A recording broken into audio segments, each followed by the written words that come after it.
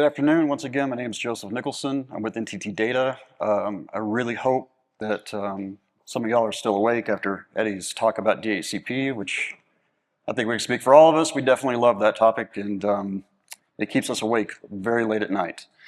Today I'm going to talk about, well, the title of my talk is Preparing for Network Automation because YOLO isn't a strategy. And if anybody's wondering, yes, I just wanted to get up here and say the word YOLO.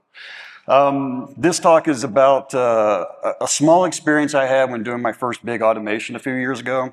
By the time we get to the end of this, most of you are going to be able to walk up to me at the end of this and go, this was really obvious. How were you that dumb? So bear with me. But if you're new to automation or you're just getting started on that journey, I hope this really does help you. In the beginning, I started with the attitude that I know what this process is. I've been doing it for over 10 years. I've done it hundreds of times. I wrote the documentation on it. I got it down. No big deal. We're all good. I think a lot of us have probably been in that situation, so you can relate. This is what my first attempt looked like. It's terribly, terribly handwritten. It relies on my very, very fallible memory. Easy to forget steps. And I decided very quickly, we're going to do no-go and YOLO. When using this, all those steps, they're perfectly valid. They're all good. They're lacking tons and tons of detail. I found myself going down and programming tasks and steps by steps and then finding out, oh, I forgot something 3 steps ago. I got to go redo it, which requires me to redo everything else after that. So obviously not very organized or prepared. The epiphany. I realized I always had the roadmap for the automation. I've already said it. Did anybody figure out what it is yet? I don't do processes, when I do them manually, I don't do them from memory. I follow the MOP, or method of procedure, or the process, or the documentation. Why would I automate from memory if I don't do it manually from memory? So this is my first pass checklist. This is a current one on something I'm about to do, but it's very close to what I did a couple of years ago. I started with the MOP, built a checklist. On the very first pass, it's really easy. I'm just making the 3 sections for the whole thing. I'm just filling in all of the steps, just making them their own line. No big deal. I'm not doing anything else other than that.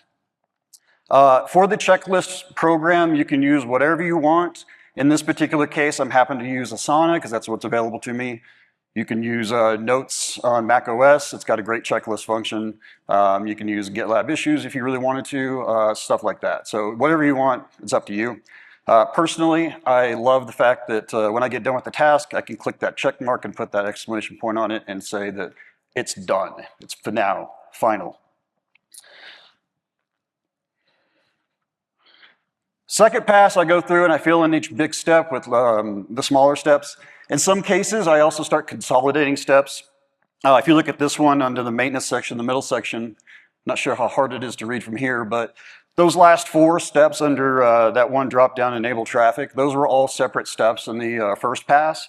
And I realized that they all kind of do the same thing. They hit one point in the database, and then I got to regenerate the config and push it out. So it kind of made sense to group them all together into one big step. And then on my third pass, I start filling in more details for all the sub-steps. I did not show that here for the sake of brevity, but I start filling those little details in before I do anything else. At this point, I'm ready to automate. I've now got a plan. I'm comfortable, I know what's going on.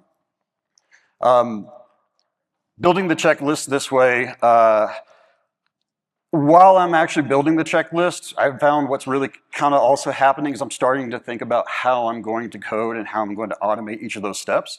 It gives me a time to just kind of sit back, review that process, think about the details a little bit more, and make sure I really do understand that process. You know, I have done it hundreds of times, but that doesn't mean I'm going to remember every step. You know, we kind of get autopilot mode sometimes late at night when we're doing those maintenance windows. I really feel like once I understand the MOP this way, I can then just worry about the code itself, and I don't have to worry about the details. I've already filled those in. And this talk did go a lot faster than I thought it was going to, or I just spoke really fast. So I want to thank you very much for your time. If you have any questions, I seem to have about 5 minutes left. Or if you want to get up and tell me how obvious this really was, I'm more than happy to take that. I deserve that criticism. So, no, okay, excellent.